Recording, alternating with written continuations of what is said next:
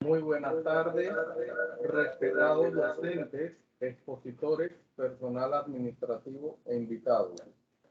Continuando con las jornadas de capacitación continua en su tercera fecha, la Escuela de Contabilidad de la Facultad de Administración de Empresas, Contabilidad de la Universidad de Panamá tiene a bien presentarles en su tercera jornada de capacitación en la jornada de actualización académica en la semana del Contador Público Autorizado 2022. El proceso de educación continua a docentes y profesionales de contabilidad es un proceso de carácter permanente y constante, el cual no se detiene a pesar de las adversidades, ya que vivimos en un mundo sujeto a transformaciones e innovaciones constantes, por lo cual el perfeccionamiento de destrezas a través del manejo de habilidades blandas será el factor determinante para nuestro perfeccionamiento en el desarrollo de nuestra profesión. La situación actual de salud nos ha preparado para los actuales y futuros acontecimientos que limiten la movilidad humana. Nos mantiene reinventándonos, fortaleciéndonos profesionalmente ante cada reto surgido. Recordamos que este seminario de actualización consta de una duración de 40 horas divididas en 20 horas sincrónicas y 20 horas asincrónicas, de las cuales los expositores de cada una de las sesiones asignarán un taller de cumplimiento obligatorio para poder obtener su certificado de participación, que estará firmado por la Vicerrectoría de Extensión de la Universidad de Panamá. Como lineamiento tenemos los siguientes: asistencia completa, cumplimiento del taller o caso práctico entregado hasta el viernes 17 de junio del presente. Se conformarán grupos colaborativos conformados por 4 participantes. Seleccionarán a un coordinador del grupo, el cual será el responsable del envío del entregable al comité organizador. Se les estará notificando a través de su correo que los certificados fueron firmados por la Vicerrectoría de Extensión a los participantes y se podrán retirar en el Departamento de Educación Continua. Las inquietudes o preguntas que surgen las pueden plantear al final de la sesión, las cuales cordialmente la expositora le dará respuesta a las mismas. Nuevamente, el comité organizador les agradece su paciencia y tiempo que han dedicado a esta actividad y exhortamos a seguir aprovechando al máximo esta tercera sesión, en la cual la expositora nos compartirá sus experiencias. En la sesión de hoy, titulada "La gamificación proyectada a la ciencia contable en la virtualidad", invitamos a la doctora Alejandra Carolina Hidalgo de Camba, cuya hoja de vida procedemos a dar lectura.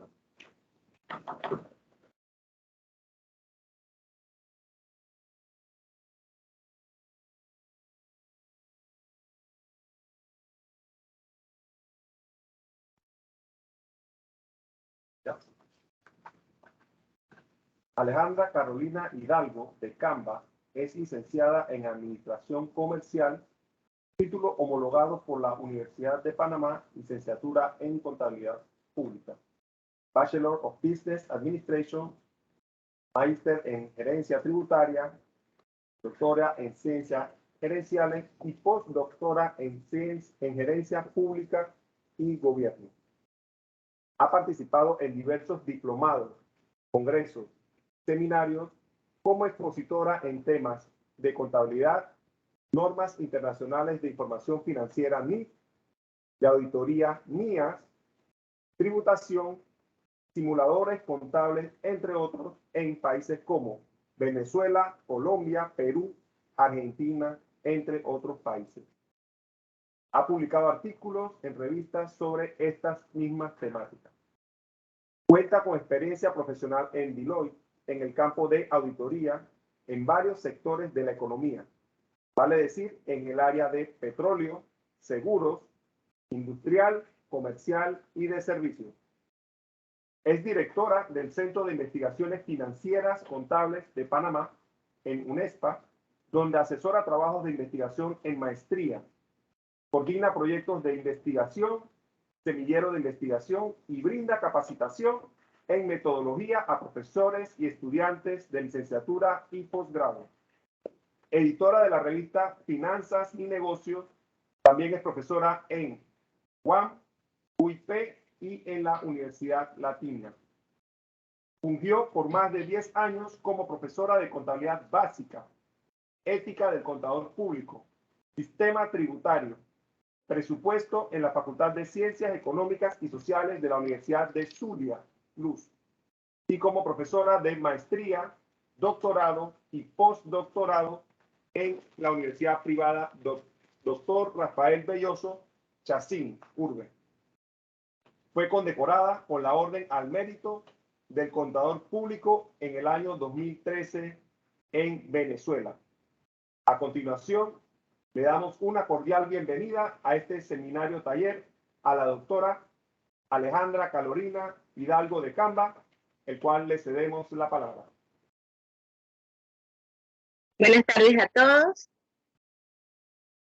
Muchas gracias por esta bonita invitación. Es para mí un honor poder estar el día de hoy compartiendo con ustedes desde el podio de la Facultad de Administración de Empresas y Contabilidad de la Universidad de Panamá. Y pues para presentarles el día de hoy el tema gamificación proyectada a la educación de la ciencia contable en la virtualidad. Voy a proceder entonces a compartir mi pantalla para que podamos ver la presentación. En este sentido, la temática que vengo a compartir hoy es producto de una investigación que realicé durante la pandemia y que está publicada en un libro producto de un congreso en el cual fue discutido en Colombia, en la Universidad de Santander.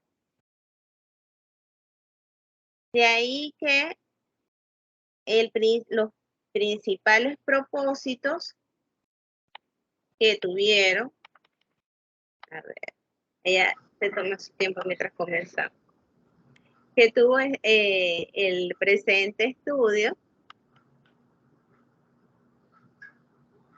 tenemos que conocer primeramente los aspectos más importantes de la evolución de la enseñanza de la contabilidad.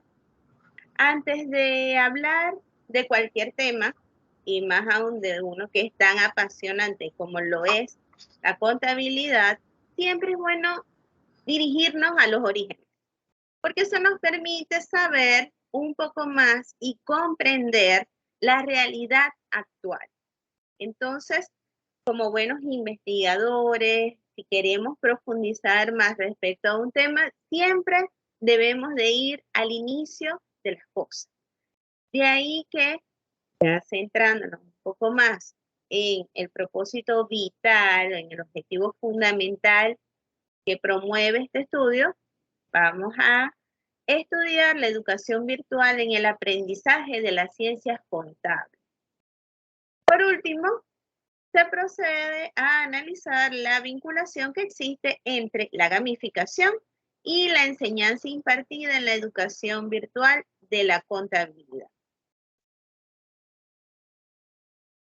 Hablando un poco acerca de los aspectos metodológicos de este estudio, podemos decir que se clasifica como descriptivo, ya que se realizó una narrativa, una clasificación, una explicación acerca de todo lo relacionado con la evolución de la contabilidad, un poco de cómo ha sido la enseñanza de la misma en el tiempo y cómo al final se involucra en la virtualidad a la que nos vimos obligados a llegar, la gamificación.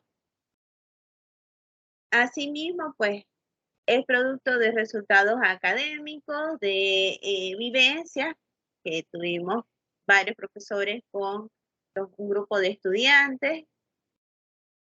Se realizaron análisis de forma crítica de los diferentes hallazgos observados en clase para dar respuesta a los objetivos planteados que más adelante vamos a explicar. Y aquí, bueno, vamos a ya ir entrando en materia.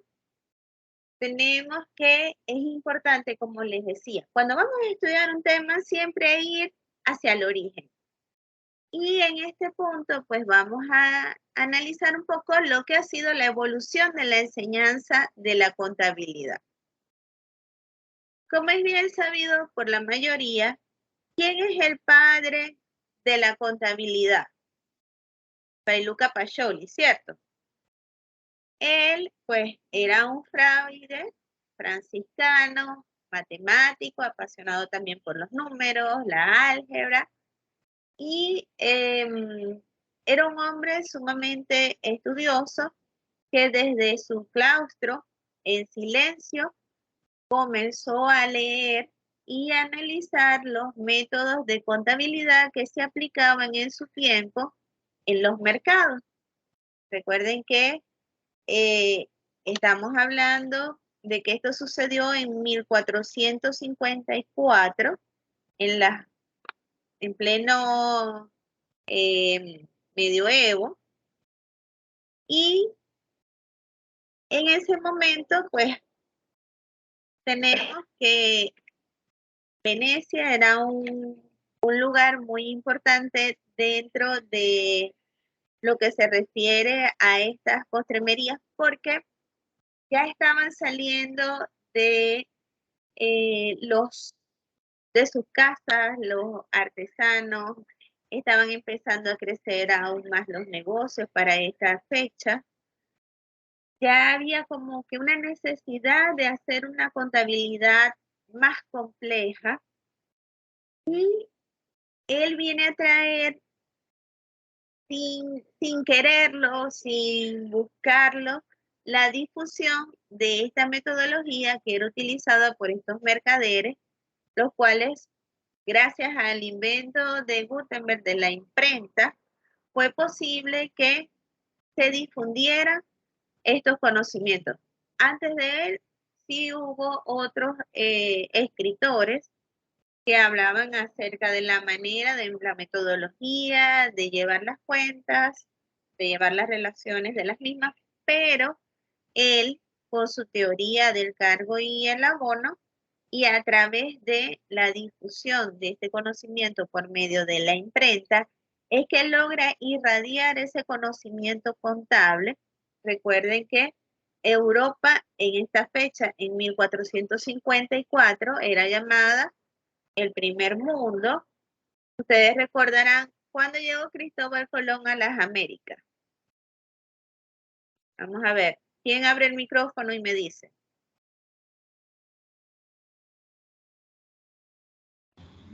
1492. Correcto.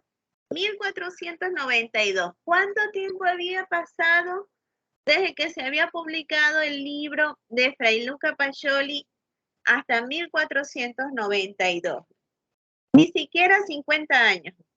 Es decir que era muy poco tiempo. ¿Y qué sucedió con ese encuentro de dos mundos en el que llegaron los españoles a América, una América virgen, que no hablaba español? Ellos trajeron sus conocimientos, sus libros, su religión, bueno, entre muchas otras cosas, y con ellos, pues vamos a puntualizar en la contabilidad, también traen la metodología de Fray Luca Pacioli, la cual, imagínense, esto fue una gran ventaja porque antes de él, ¿quiénes podían escribir los libros? ¿Quiénes podían estudiar? Las personas eran muy pobres.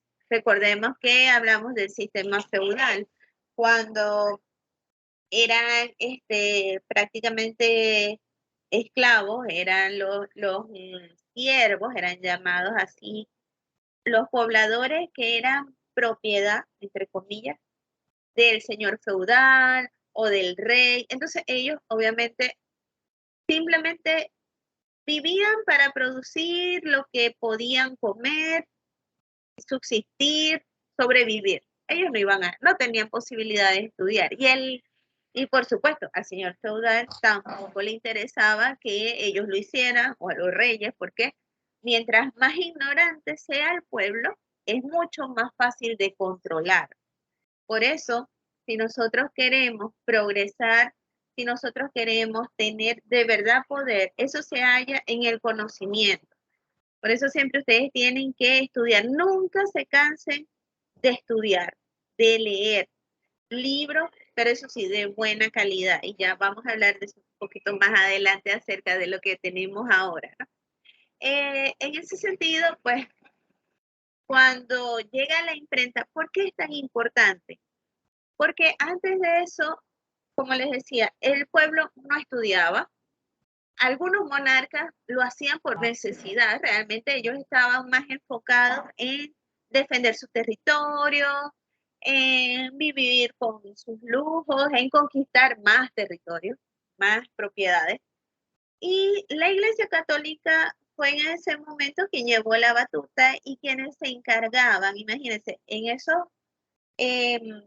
esos lugares oscuros, a la luz de una antorcha, con una pluma, un tintero, ir escribiendo las páginas de aquellos libros, a lo mejor todavía en papel pergamino, esperar que esa página se secara, escribir la otra. ¿Cuánto tiempo se podían demorar esos frailes, esos sacerdotes en escribir un libro? Yo no creo que ni un mes ni dos, yo creo que estarían años haciendo un libro, escribiendo un libro. Y después, ¿quiénes iban a poderlo accesar? El pueblo, que en aquel momento no se bañaban porque no era la costumbre, estaban todos sucios. Eso era una obra de arte, esos libros de antes. Por supuesto, ellos no lo iban a tocar, probablemente los monarcas, algunos. Entonces, quedaba ese libro encerrado en la biblioteca, donde unos pocos monjes pues, leerían, estudiarían. ¿Qué sucede cuando llega la imprenta? Porque es tan importante y lo pudiéramos comparar de cierta manera con el Internet, que se empieza a copiar las hojas de esos libros.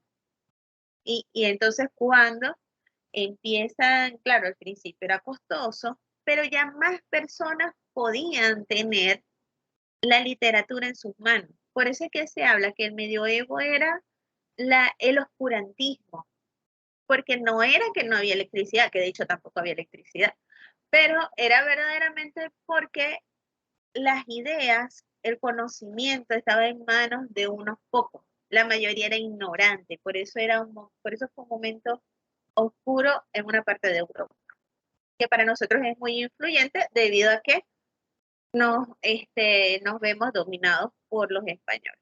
Pero digamos que se crea la imprenta, es el momento en que Fray Luca Pacioli publica su obra y esto le da un gran espacio, le da mucho valor a la contabilidad y los grandes eruditos de la época se empiezan a formar bajo estas normas porque eran las que se estaban difundiendo. Luego hay otro momento en la historia muy importante para la enseñanza y la práctica de la contabilidad que sucedió en 1673, cuando por el mandato del rey Luis XIV, de Francia, obliga el registro en un libro de cuentas.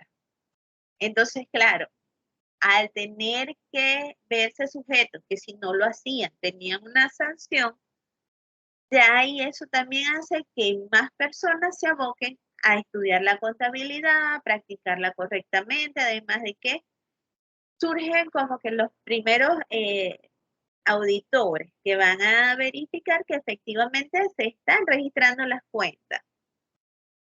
De ahí también hay otro momento en el que se hace aplicación obligatoria, ya no el llevar el libro de cuentas, sino el código de comercio. Siempre, yo me imagino que cuando ustedes comenzaron a ver contabilidad, tuvieron que haber visto el código de comercio, en este caso de Panamá, porque ahí surge, esa es la némesis de la contabilidad aquí, es decir, es dónde se va a registrar, cuáles son los libros obligatorios, y todo este efecto de este tipo de carácter mercantil que tienen las transacciones, todo eso lo tenemos en el Código de Comercio. Y fue muy importante que Francia, igualmente, fíjense que este es el país que mantiene el liderazgo en el desarrollo de la educación de la contabilidad en los primeros tiempos, hace que al obligar la aplicación del Código de Comercio, pues se siga fortaleciendo la práctica contable. Pero llegando un poco más a lo que fue, ustedes que, bueno, luego de 1807 se da la revolución científica. Tenemos a dos personajes muy importantes que aparecen, como son Taylor y Fayol, quienes a través de el mecanicismo de los procesos, la creación de las fábricas, el salir de ya esos modos artesanales en su mayoría, también es importante para el control que se quería tener del personal, de lo que se les pagaba, de lo que se producía. Recuerden que en aquel momento se producía en serie, no importaba lo que el consumidor quería, sino que decían, bueno, vamos a producir 500 pares de zapatos, porque estimamos que eso es lo que se puede vender. No importa si a las personas les gusta o no, porque yo soy el único que produce zapatos, quizás somos 2 o 3, e igual me van a comprar la mercancía. Entonces, eso también hizo que fuese necesaria la contabilidad ya más compleja, más organizada. Y adicional a eso, las personas ya venían estudiando y comprendiendo más la importancia de llevar sus registros contables. Entonces, bueno, llegando ya a un año muy importante, como fue 1950 para Panamá, aquí vemos que hay un crecimiento de la economía que si bien ya las firmas transnacionales de auditoría venían haciendo vida en el Istmo, Este evento, esta bonanza que hubo para esta época hace que definitivamente ellas se ven en la necesidad de tener sus sedes aquí. Es decir, ya no es que el auditor se va a ir de viaje y va a estar un mes en Panamá o va a estar 15 días, realizó su auditoría, su revisión, levantó el informe y se fue. No. Ahora es que se da la necesidad de tener aquí ya con una sede fija las firmas. Entonces, ¿qué ocurre cuando la firma, por qué es tan importante este evento para la educación de la contabilidad? Porque fíjense que al principio ellos venían con personal extranjero, el que simplemente pues realizaba su trabajo y ya ahora, desde esta fecha, ellos también empiezan a contratar personal de Panamá como tal, a enseñarles a multiplicar ese conocimiento especializado entre ellos y vemos que también nace la carrera de la contabilidad dentro de la Universidad de Panamá. Entonces eso es sumamente importante para la carrera. Sin embargo, bueno, hasta el 78 es que se crea la ley 57, la que estuvo rigiendo hasta hace muy poco, hasta diciembre, hasta el 30 de diciembre del 2021, cuando se proclama la ley 280, que todos ustedes, bueno, ya la estudiaron un poco, sin embargo, no se conformen con leerla solo una vez. Usted léala varias veces, compártanla con sus compañeros, discutan en qué tienen dudas, busquen a sus profesores, conversen con ella. Esa es la ley de su profesión. Muy, muy importante que la manejen como la Constitución y ustedes dirán, bueno, pero si yo no estoy estudiando derecho, eso no importa. Usted se tiene que estudiar primeramente la Constitución, el Código de Comercio, el Código Fiscal, la Ley 280, el Código de Ética que todavía está vigente de Panamá, el Código de Ética del INFAC, que es el internacional. Si ya se va a especializar por tributos, estúdiese las leyes, busque jurisprudencia. No crea que porque es contador no tiene que ver leyes, no, todo lo contrario. De hecho, todas las profesiones por lo menos deberían estudiarse la Constitución. Entonces,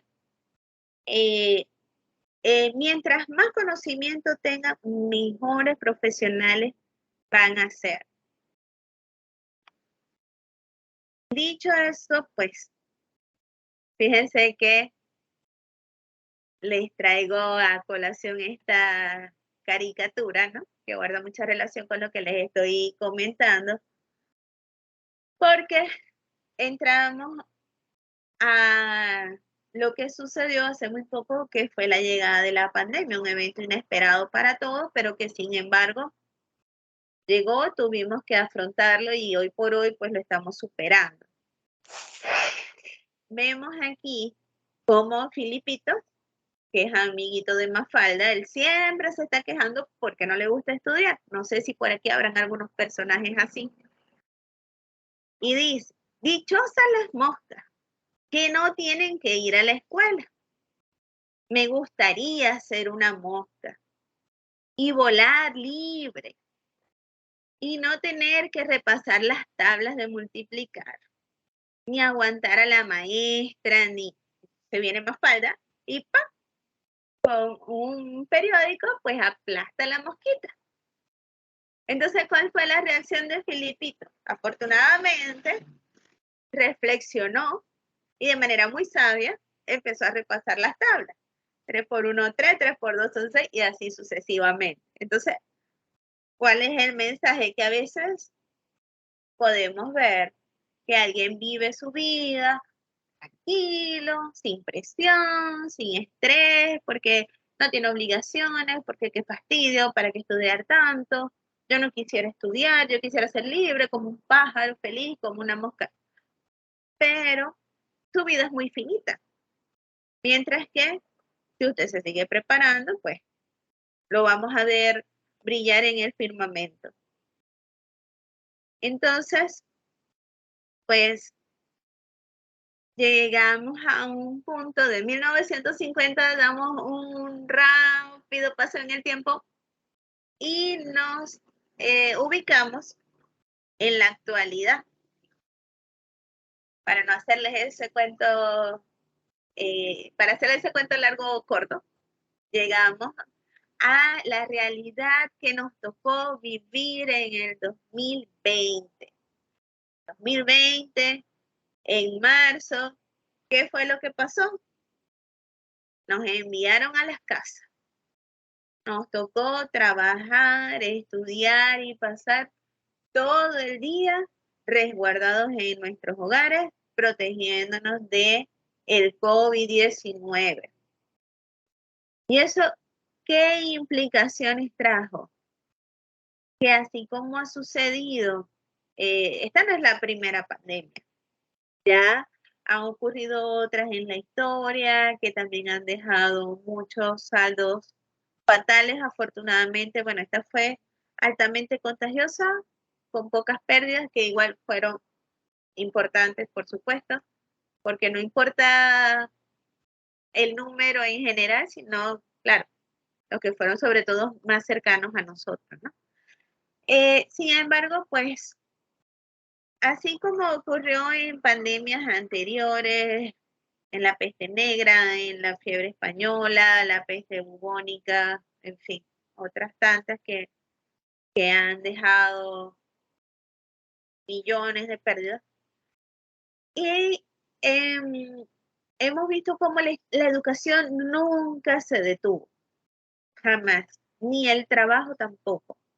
E igualmente, otra situación nefasta, catastrófica que ha podido vivir el mundo desde que es mundo en su historia, las guerras mundiales. La Primera Guerra Mundial, la Segunda Guerra Mundial. La Primera Guerra Mundial, Alemania quedó devastada. En la Segunda, Estados Unidos, Japón. Bueno, todos estos que estuvieron involucrados. Pero, ¿cuál es el punto?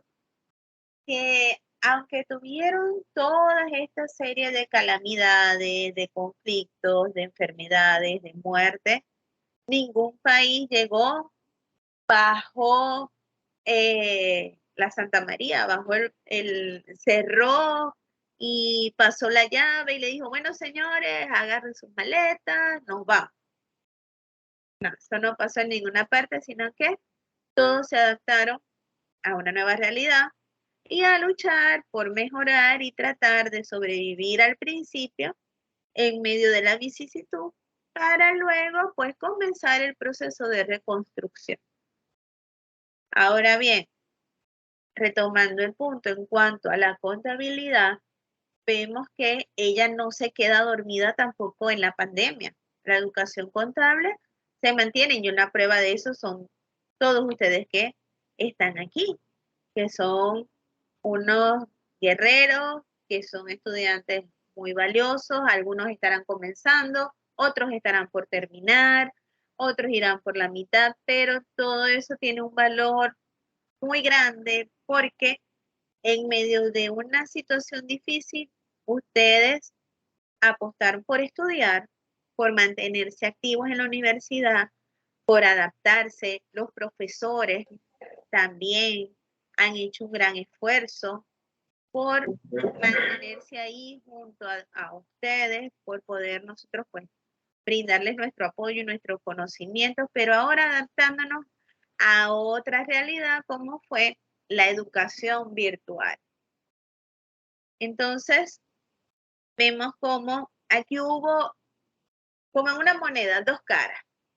Lo que tuvimos que vivir los profesores y lo que tuvieron que pasar los estudiantes.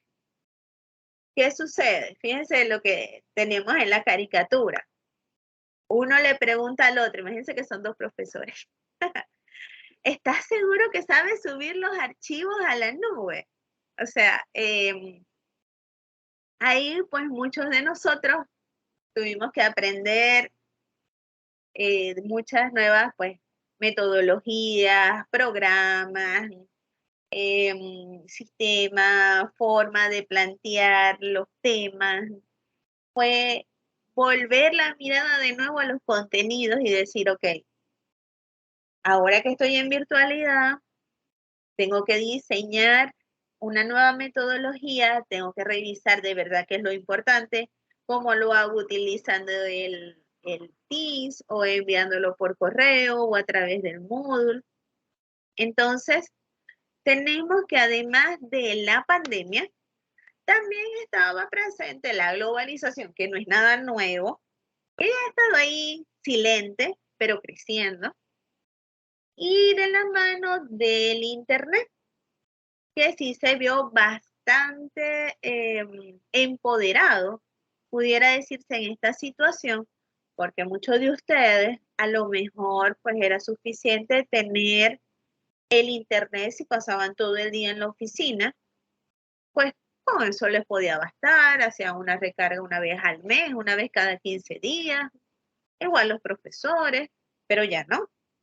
Ahora inclusive mucha gente que de pronto tenía un plan básico o no lo tenía para el hogar, tuvo que adquirirlo, tuvo que sacrificar el realizar un gasto de este tipo por otro que, no sé, quizás privarse de algún gusto o tener que ahorrar para poder tener internet en el hogar de buena calidad y seguir involucrado en los procesos que estaban sucediendo.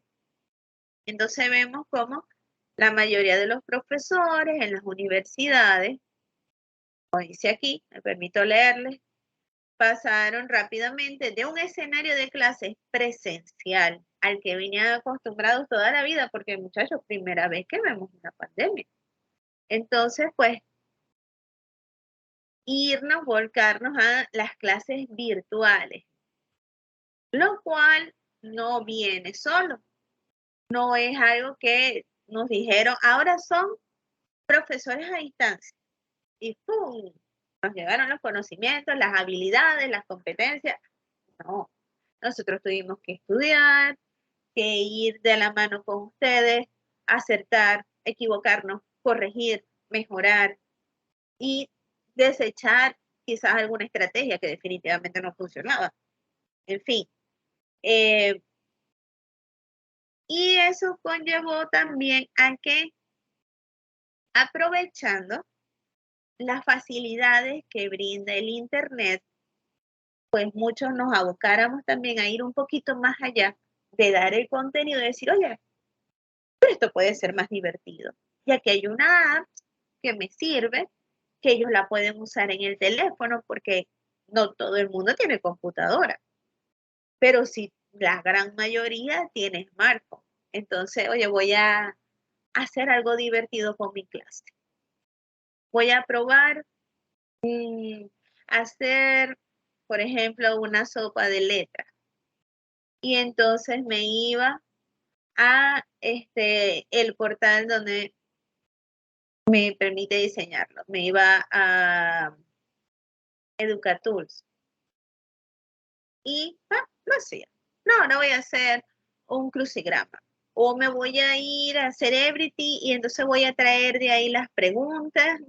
Y si se equivoca, le sale una foto de un monito sacándole la lengua, por lo menos se ríe, porque en medio de tanto estrés que nos dejó la pandemia, pues inclusive la UNESCO tiene un modelo de currículum utilizado para situaciones de emergencia que tradicionalmente se aplica para, por ejemplo, Perú, que tiembla mucho, o Chile también, donde se selecciona la información más importante, pero al inicio siempre se agrega el componente lúdico o de gamificación. Entonces, pues, viendo esta situación,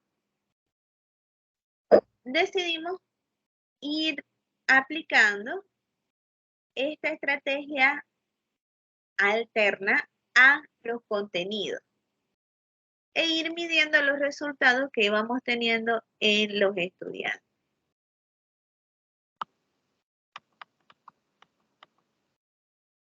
De ahí que, como les decía, acerca de esta situación, la educación virtual tiene muchos beneficios, como por ejemplo, hay abundancia de información web disponible. Esto es bueno siempre y cuando esa información sea de calidad. ¿Qué quiere decir eso? En este momento, si yo les digo que busquen en internet auditoría forense, a lo mejor obtienen 32 millones de resultados. Entonces, eso sería bueno si verdaderamente esos 32 millones de resultados fuesen fiables, confiables. Y no que usted entre, hay una página que, porque gusta tanto, que se llama monografías.com, donde es muy visitada con frecuencia, pero esa página tiene un problema. Los contenidos que se colocan no siempre están referenciados con el verdadero autor. Entonces, ustedes dirán, ajá, ¿y eso qué tiene? Porque yo lo que voy es por el concepto, porque me mandaron a buscar las características, yo copio y pego y ya. Pero no es la idea. Se supone que ya al nivel que ustedes tienen, que van a realizar investigaciones, van a publicar artículos que le van a hacer llegar a la profesora Irma allá en el centro de investigación, ya tienen que ir racionalizando lo que publican, lo que buscan. Ejemplo, ustedes tienen que hacer uso ahora que vayan a buscar información para un trabajo en Google Académico, anótenlo. Usar Google Académico, no Google Chrome. ¿Cómo entran a Google Académico? Utilizando Google Chrome, pero ya, para más nada van a utilizar, o sea, en cuanto a tarea, van a utilizar es Google Académico. ¿Cuál es la ventaja de eso? Que en ese momento ustedes están haciendo tamizado de información. ¿Y eso qué significa? Que están apostando por información que ha sido validada científicamente. Que de verdad, si ahí dice, ahí van a ver un artículo de una revista que dice que fue redactado por el profesor Reinaldo Achurra, realmente él lo hizo. O sea, en el portal va a aparecer la revista. En este caso, él tiene un artículo muy interesante sobre la NIC 41 en la revista Gente Clave de la Universidad Latina. Ustedes lo pueden ubicar ahí en Google Académico y pueden estar tranquilos, seguros de que él es el autor, de que él realizó una investigación con su compañero, el profesor Alejandro, y fielmente la información que ahí se explica está bien redactada.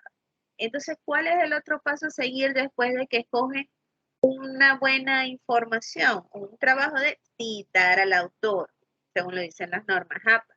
Eso también es muy importante, darle el crédito al autor que lo tiene acerca de ese escrito que él realizó.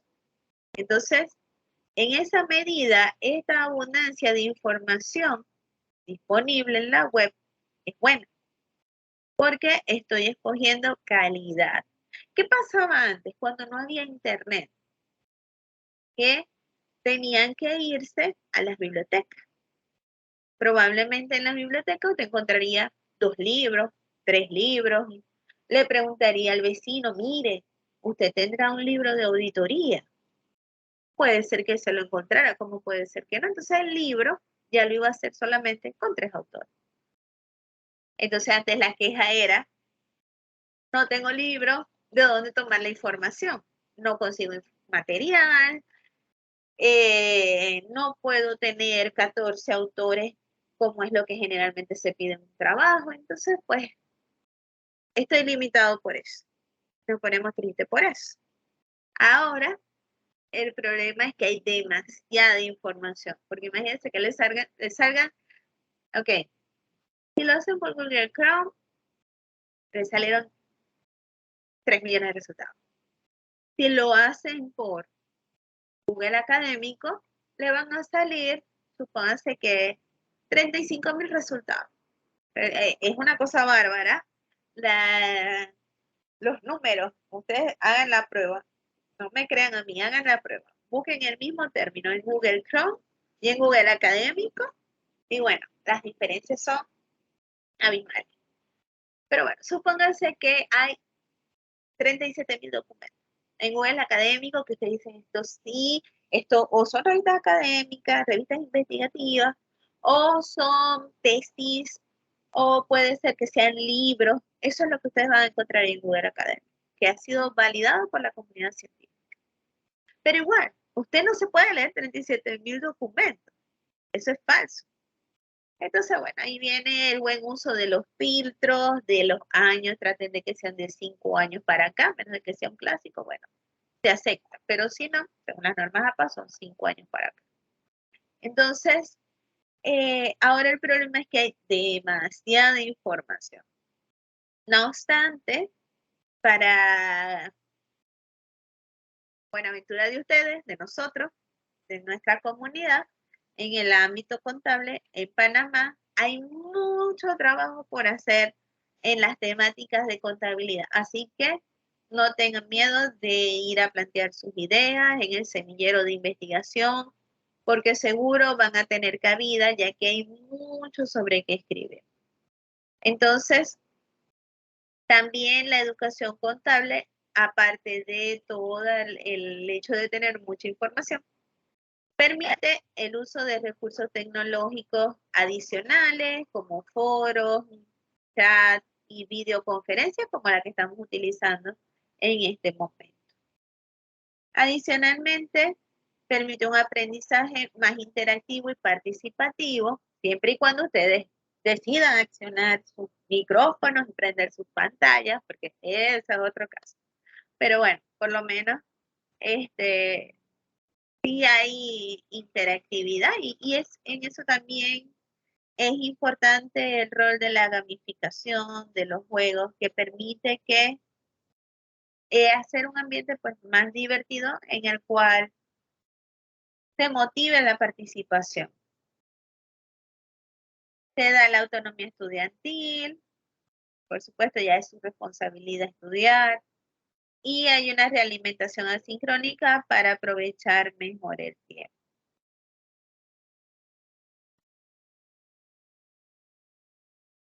Fíjense que hay una situación que también nos tocó vivir durante la pandemia y que motivó también la promoción de las estrategias de gamificación en la enseñanza de la contabilidad, y es que los docentes somos inmigrantes digitales, es decir, nosotros no nacimos como ustedes en la era digital. Nos tocó hacer la transición rápidamente, mientras que para ustedes es algo, y si nos vamos a los niños más pequeños, usted le entrega el teléfono y usted no le tiene que explicar al niño, nada.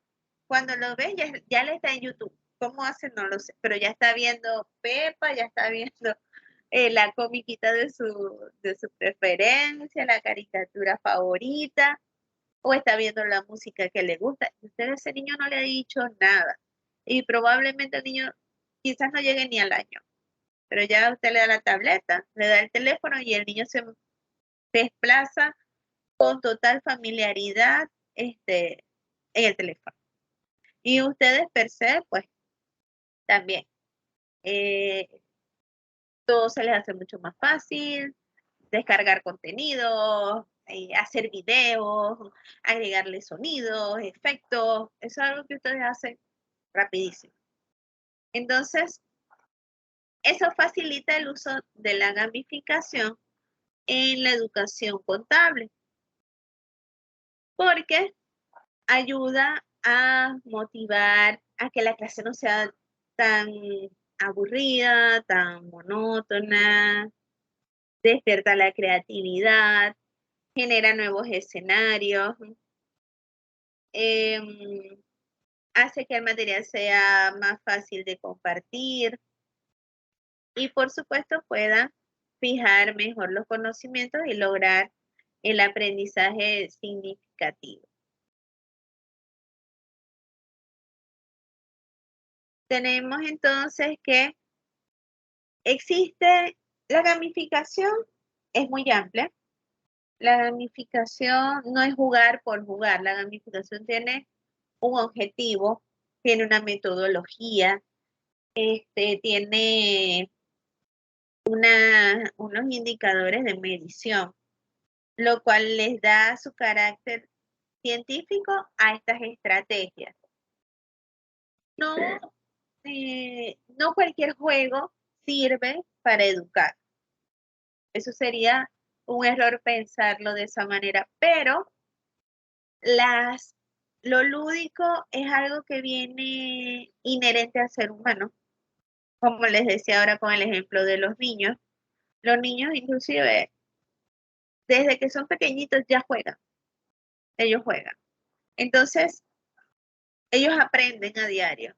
El aprendizaje y el juego están dentro de nosotros, en nuestra memoria genética, en nuestro comportamiento más primitivo. Siempre estamos aprendiendo, jugando, conociendo cosas nuevas. Entonces, no hay como no hay un choque o una contradicción entre utilizar estrategias lúdicas o de gamificación dentro de el proceso de aprendizaje o el proceso de enseñanza, mejor dicho. De ahí que la gamificación, yo diría que no se puede simplificar a ciertas estrategias o decir gamificación en la universidad, vamos a llevarlo específicamente a la universidad, pues estamos hablando de la educación contable, ¿va a ser solamente simuladores o va a ser nada más Cerebrity o va a ser crucigramas, sopa de letras, en fin, hay muchas herramientas que Mentimeter. No va a ser solamente eso. Yo diría que todo el tiempo se pueden estar innovando en estrategias de gamificación. Puede ser ver una película que les deje algún mensaje, como por ejemplo el caso Enron, el lobo de Wall Street. Hay muchas formas de hacer gamificación. Por supuesto, todo eso va a depender de la materia. A lo mejor puede ser hacer un video de un caso de un fraude, donde no se está jugando, se está haciendo una representación, pero que involucra un proceso de creatividad donde tiene que estudiar el contenido de la materia para luego poderlo llevar a ese contexto, a grabar ese video. Por eso la gamificación no es simplemente jugar, la gamificación es compleja para el profesor que la tiene que diseñar, pero le hace el proceso agradable al estudiante, más fácil y lo que nosotros queremos. Nosotros preferimos, fíjense que no es lo mismo, y se lo digo a mis compañeros docentes, que usted le coloque un examen a los chicos y le diga, explíquenme los artículos del 2 al 4 donde se señala cómo tramitar la idoneidad del contador. Y usted le da la hoja del examen y entonces viene y copia textualmente los artículos y ni siquiera sabe qué está escribiendo. Porque simplemente, como le van a evaluar memoria, él con repetirlo igual, pues ya. Entonces, ¿qué sucede? El chico se lo estudió, él respondió, pero al salir del salón ya, se le olvidó. Él automáticamente dice, ok, preparo mi cerebro para el próximo contenido del examen que sigue. se supone que nosotros como docentes tenemos que hacer que a ellos les quede ese conocimiento para que cuando se gradúen les sea de utilidad o si ya están trabajando, pues lo puedan utilizar.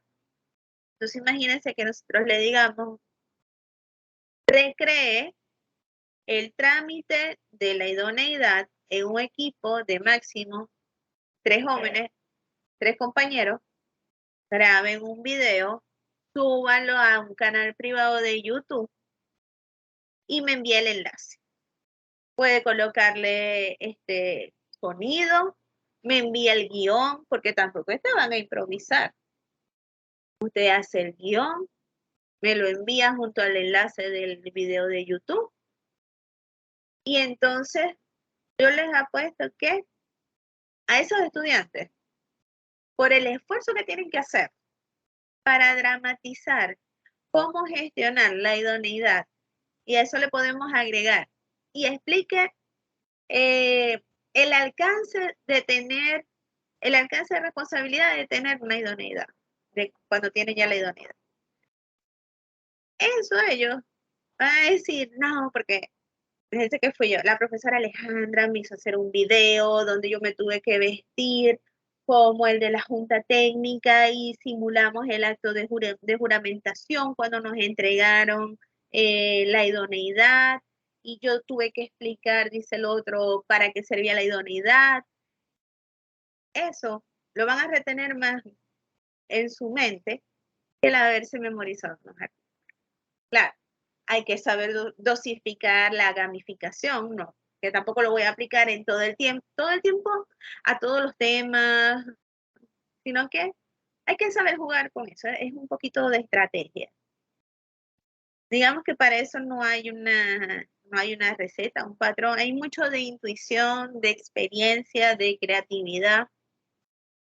Es importante entonces que ir fomentando en ellos que ellos sean estudiantes disciplinados, autodidactas, críticos y reflexivos, y que trabajen en ambientes colaborativos.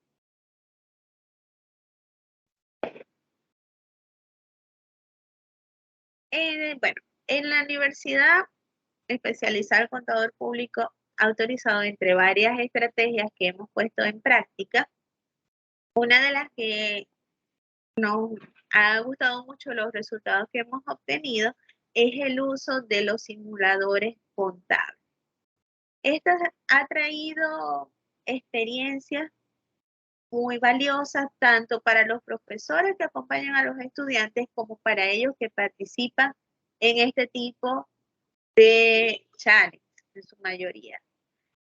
Aquí, bueno, les traje algunos nombres, hay muchos más, nosotros hemos participado en varios de ellos y han sido experiencias que les han servido a los estudiantes para conocer, muchos de ellos todavía no habían trabajado en ese momento, no estaban trabajando, y les permitió ver desde otra concepción cómo sería el trabajar como contador, como licenciados en contabilidad. Recuerden que ustedes tienen que aspirar a hacer algo más que ser un asistente de cuentas por pagar o por cobrar. Ustedes tienen que visualizarse y es lo que viene.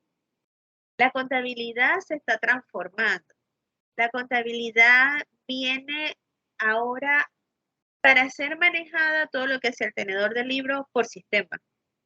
Ya eso de que el contador es el que lleva lo que va en el libro, lo que se registra en pasivo, en capital, en ingreso, en gastos, patrimonio, no. Eso lo va a hacer ahora el sistema y ustedes se preguntarán, ¿qué vamos a hacer los contadores? Los contadores se tienen que formar en analizar, en decidir, en conocer, tienen que saber igualmente cómo funcionan los sistemas, cómo funcionan los registros, tienen que profundizar aún más en las normas internacionales de información financiera, en las NIAs, en el código de ética, también eso es muy importante, tienen que seguir estudiando, pero ahora desde el análisis. Tienen que agudizar más ese sexto sentido, enfocado ya no simplemente a saber dónde se registra una cuenta, sino a qué está pasando. Ver unos estados financieros y decir, ok, esto es lo que tienen en pasivo, esto es lo que tienen en activo, hacer como una radiografía rápida de lo que está pasando ahí, porque al fin y al cabo, como siempre nos han dicho, es una fotografía de la situación de la empresa. Entonces, es enfocarnos más a eso. Y este tipo de estrategias con los simuladores, ya estaríamos hablando de cuatrimestres avanzados, pudieran ser bueno, nosotros lo hacemos generalmente del noveno en adelante, les permite ya decir, wow, existe otro mundo donde comparten con universidades de otros países, conocen muchas cosas nuevas, algunos son pagos, otros son gratuitos. Por ejemplo, les voy a compartir por aquí el SimVinture para que tengan una microidea, porque muchos de ellos generalmente duran meses en su dinámica. Y hay unos que involucran asesoría de docentes, hay otros que en los que no se pide ese tipo de acompañamiento.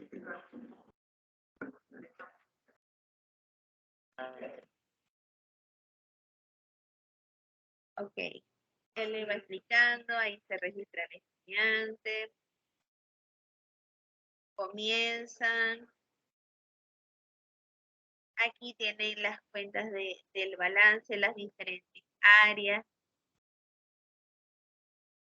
Ellos van viendo cómo se comporta la producción, las ventas, las deudas, van haciendo análisis de planificación, va tomando decisiones, si invierto, si compro, si vendo. El simulador le va diciendo, tienes tantas horas, eso te cuesta tanto. Le dan una guía que les ayuda.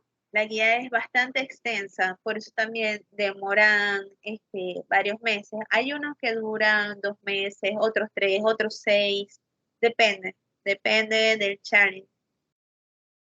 Pero fíjense, son muy bonitos porque ya con los conocimientos que tienen les permite poder ver el todo, que es como ustedes se tienen que formar ahora. Ustedes no es que se van a quedar encasillados en que soy el licenciado de contabilidad y yo me quedo en mi burbuja del departamento contable.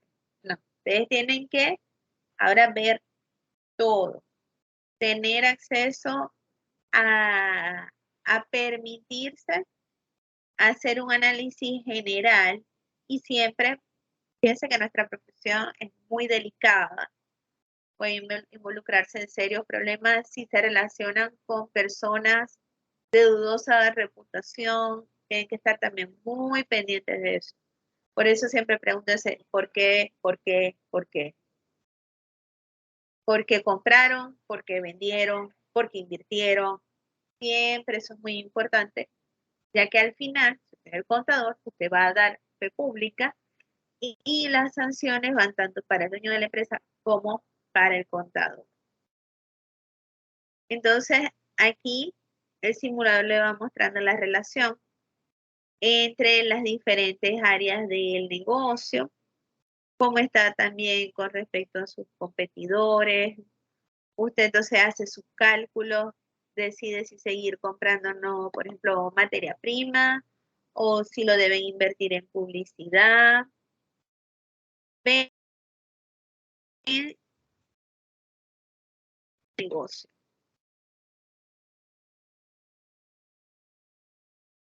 A ver.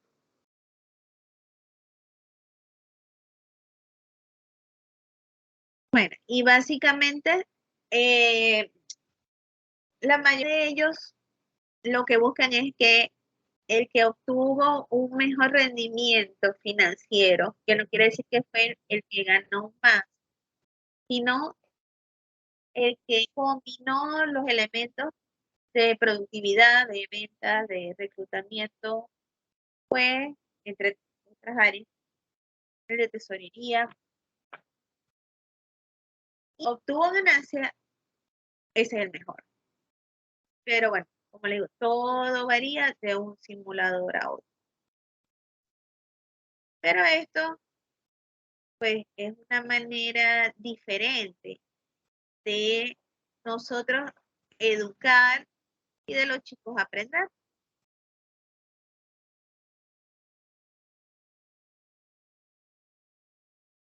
Y conocer gente nueva también, porque se socializan con personas de otros países que les comentan sus realidades, a lo mejor les gusta lo que pasa en España, en Roma, se van a Italia, o sea, pueden pasar muchas. Bueno, se compartirles por aquí uno de los testimonios de una de las estudiantes que estuvo involucrada en un challenge de GMC, donde dice que participar en el uso del simulador ofrece la oportunidad de aprender a tomar decisiones empresariales, poner a prueba nuestra actitud financiera, capacidad analítica y reflexión, trabajar en equipo, tomar riesgos, practicar en el mercado empresarial, desarrollarse, resolver cuál es la mejor gestión de los procesos de cada una de las áreas de la empresa. Fíjense, como en este caso, marketing, producción, recursos humanos y finanzas.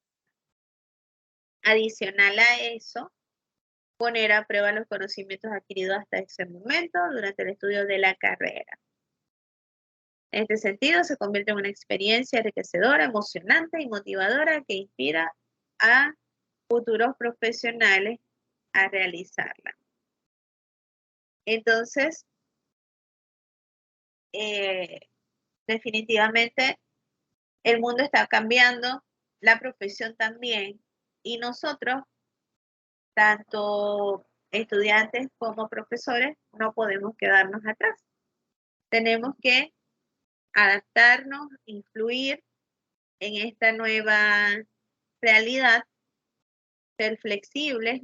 Dentro de poco vamos a estar igual que el joven de la imagen, utilizando los visores de realidad aumentada, o a lo mejor sea de realidad virtual.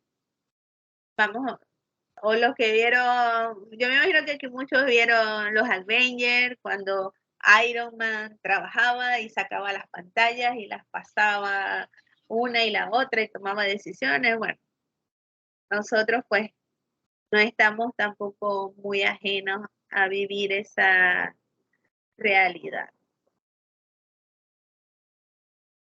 Y bueno, la conclusión, ya para terminar,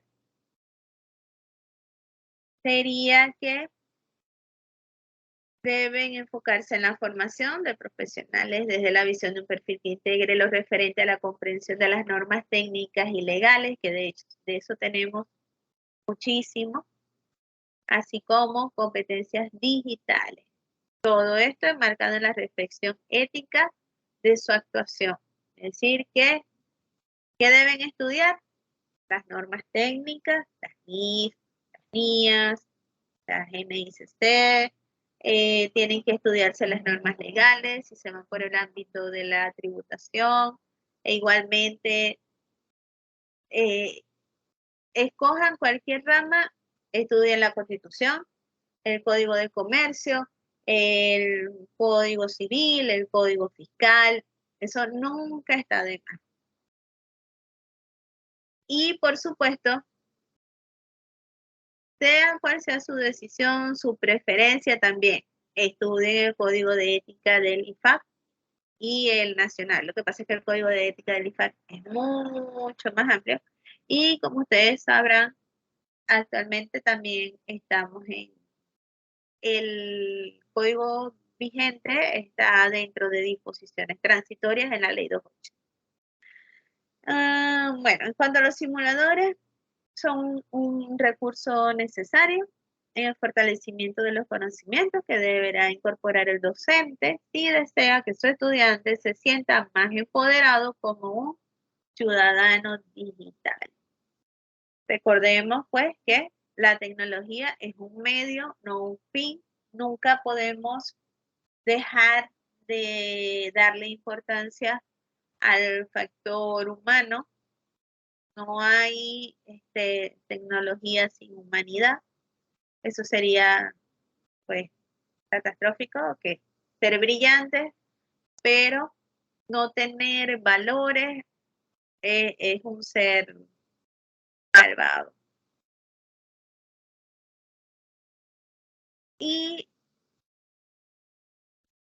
antes de cerrar, quería dejarles por aquí la tarea que tienen chance de entregar hasta el viernes 17 de junio, donde deben preparar una presentación en PowerPoint en la cual investiguen 5 simuladores financieros contables. Pueden ser de los que yo les coloqué ahí, pueden ser distintos.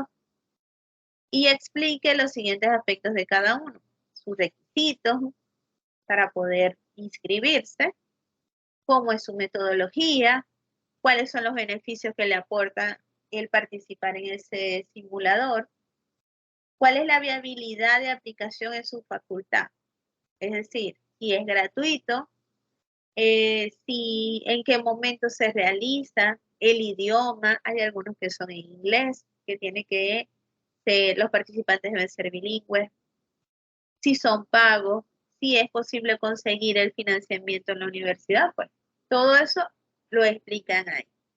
Se evaluará la redacción y selección de las imágenes, lo envían a mi correo y tienen aquí atención en lo que es el asunto, donde deben colocar participante de la semana del CPA 2022, Universidad de Panamá, su nombre completo, la cédula y todo eso en mayúscula. ¿Okay? De todas formas, esto se lo van a hacer llegar a ustedes.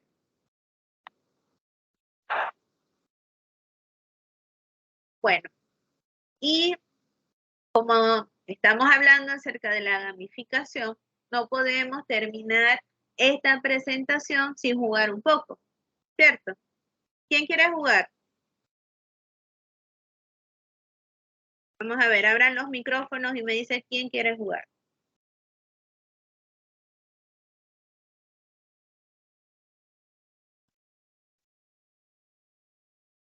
Vamos a pedir entonces que nos compartan el Kahoot. Alejandra, ¿lo comparto ya?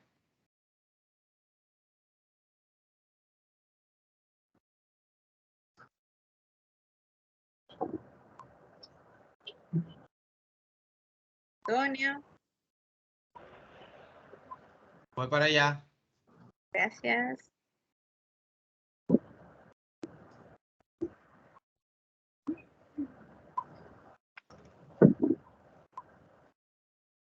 Kenia de León.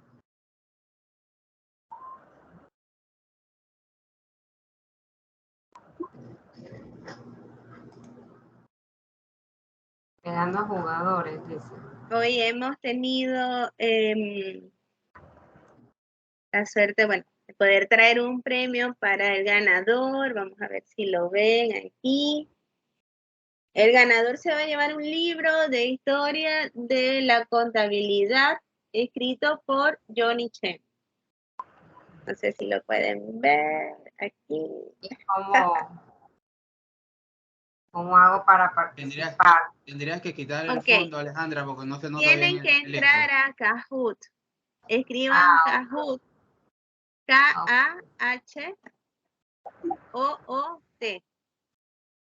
Tengo que entrar. Y en el primer enlace, entre. Muy bien, Manuel, Amy, Maybelline. También pueden utilizar el lector de QR y entran rapidito. Vamos a ver quién se lleva el libro. ¿Quién se lleva el regalito? Espérate. Kenia tiene una pregunta. No, yo quiero participar. Estoy aquí tratando de entrar. Gracias. Ok. Recuerden, escriban Kahoot y en el primer enlace que les sale, entren y escriban el código. Les pide el PIN del juego 704399.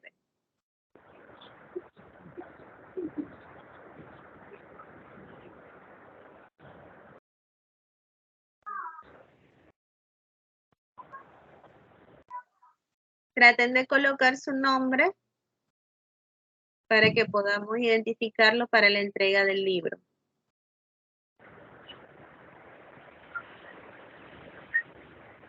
A ver, Marisela ya entró. Gloria, Agustina. Mirna tiene la manito arriba.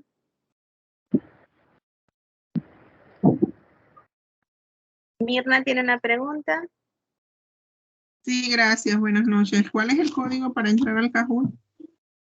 704399. Gracias. A su orden. A los que están en el grupo de WhatsApp, que ya que no pueden, ahí le acabo de mandar el enlace. Para que entren, pongan el código que aparece en el compartido.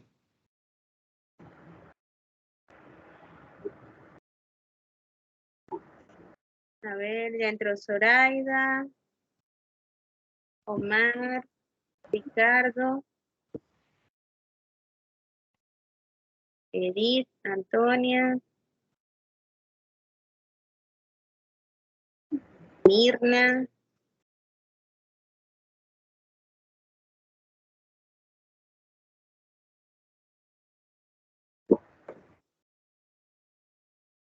A ver, Aldo. Antonia, a esta gente le gusta el libro, le gusta participar. ¿Se quieren llevar el libro? A Magdalena la ve, profesora. Magdalena, sí, aquí está Magdalena. Ok, gracias. Hay personas que están entrando con números y no se saben quiénes son. Sí, necesitamos que coloquen su nombre, por favor. Están de incógnito con las acciones al portador tan.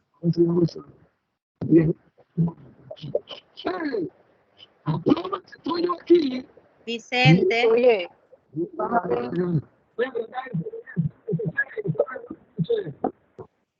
Vamos a aceptar 2 personas más. Los 2 últimos, ¿quiénes son los 2 últimos? Lucio Alabarca. Falta uno. Vamos a ver, ¿qué más? ¿Alguien más?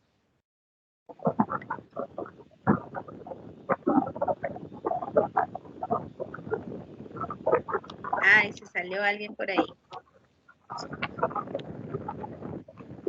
A ver, quedan 3 cupos.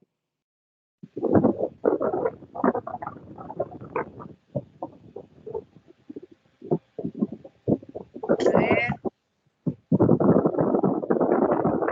Bueno, yo creo que ya no va a entrar más nadie. Que no se puede entrar. No, sí, ahorita habían 24 personas y ahora fíjate, hay 21. Estoy tratando de entrar. ¿Cómo hago? Le colocó 704399. ¿A dónde? Lo estoy tocando nada más. No, tienen que entrar a Kahoot. Escriba Kahoot y le va a pedir el PIN.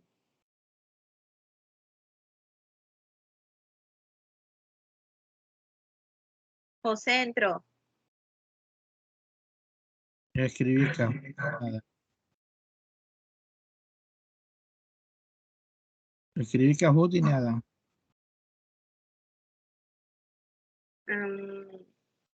Bueno, vamos a comenzar porque el tiempo se nos agota.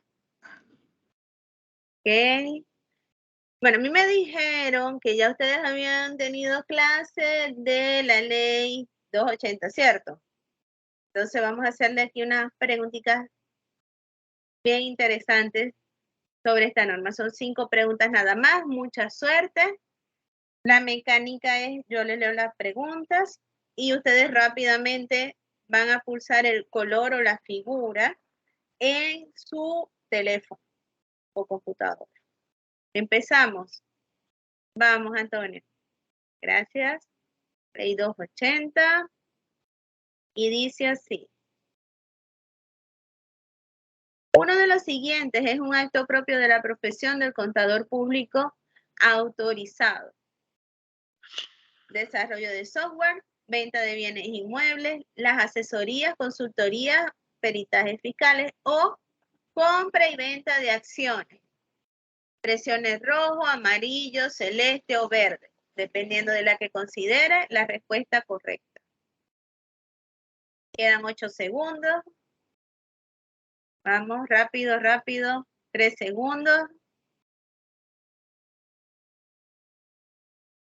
Ok. La mayoría respondió correctamente. Seguimos. Lucio de primero. ¿Verdadero o falso? El contador público autorizado puede realizar auditoría forense independiente en la prevención y combate de fraude. ¿Verdadero, azul, falso, rojo? Están respondiendo rápido. ¿Tienen dedos rápidos? Bien. Quedan 10 segundos. No, ya terminaron todos ya de responder casi. 20 respuestas. Y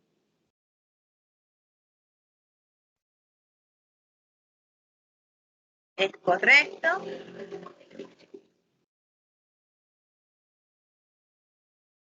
Y sube Manuel. Seguimos. El ejercicio de la contabilidad es una actividad de profesión. Roja, liberal y de naturaleza civil. Amarilla, solo dentro de una empresa. Celeste, liberal y de naturaleza penal. O cualquiera la puede ejercer. Ahí vamos. Quedan 10 segundos. Piensen rápido. Vamos, vamos, vamos.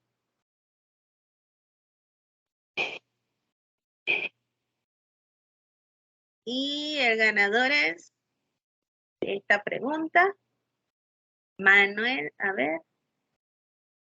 No, 704.399. Hay que ver quién es. Bueno, seguimos. La responsabilidad de la información financiera, su registro y su presentación ante usuarios recae sobre el CPA, la administración de la empresa, el auditor interno o la firma de auditoría. Importante esta pregunta, señores. La responsabilidad de la información financiera, su registro y su presentación ante usuarios recae sobre el CPA, la administración de la empresa, el auditor interno o la firma de auditoría. Aquí hubo duda. Mira esto. 704, es el tercero. Lucio Alabarca es el segundo. Y el primero es para Ricardo Grimal. Ricardo se ha ganado este libro. Necesitamos que por favor nos envíe entonces un correo y lo puede pasar a buscar en UNESPA, en el Centro de Investigaciones Piso 3 en Vía España. Bueno, y esta ha sido toda mi presentación. Quedo a disposición de las preguntas que tengan a bien realizar. Muchas gracias por su paciencia, por su atención. Y bueno, ha sido un placer para mí haber compartido con todos ustedes hoy.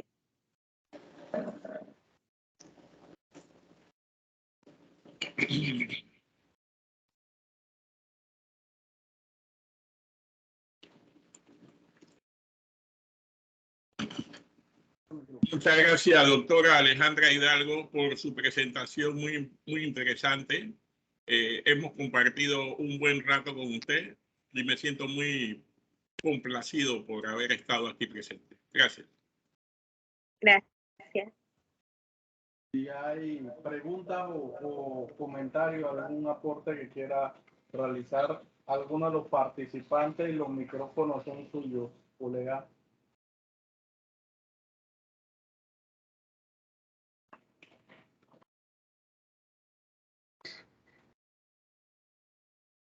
Ana María Cortés.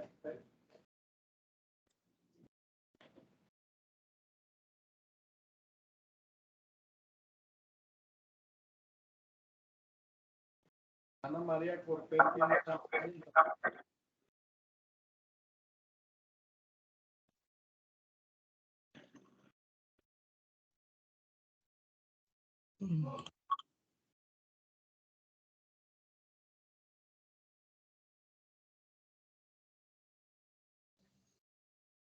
Una consulta. ¿Ahora? Buena, hola. Sí. Hola. Sí, una consulta. ¿Ese estudio dónde fue realizado y a cuántos docentes fue aplicado? Ese lo realizamos en UNESPA y ahí participaron 7 docentes con sus grupos.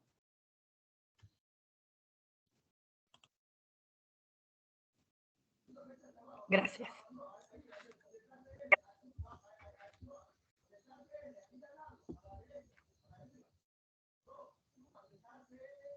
Gracias. Gracias.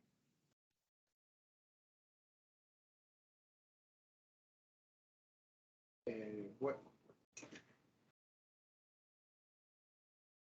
Sí.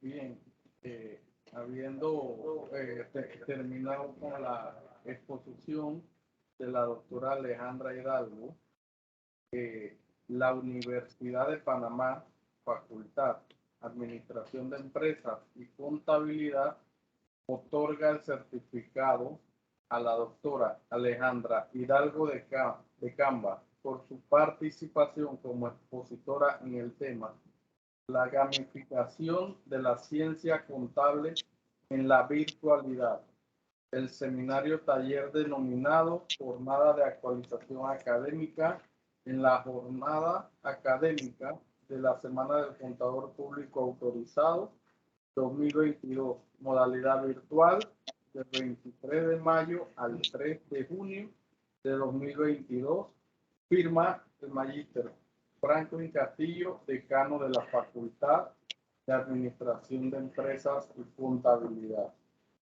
Y adicionalmente también la organización del evento le hace entrega de un presente por su participación con nosotros.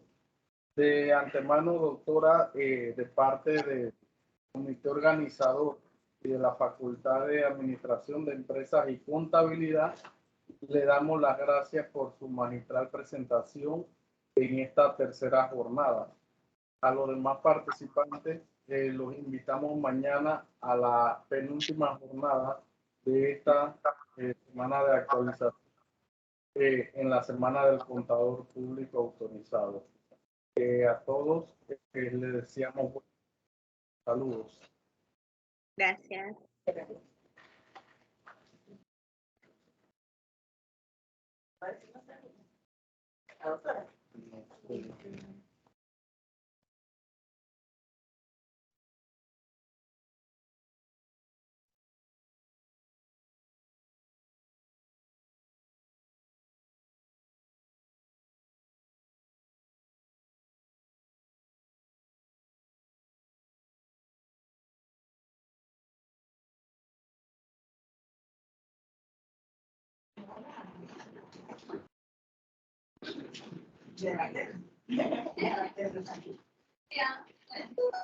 Muchas gracias a todos y gracias por el aprendizaje. Estaremos pues participando el día de mañana en la siguiente jornada. Pasen buenas noches. Buenas noches. Buenas noches. Hasta mañana. Hasta mañana. Hasta mañana.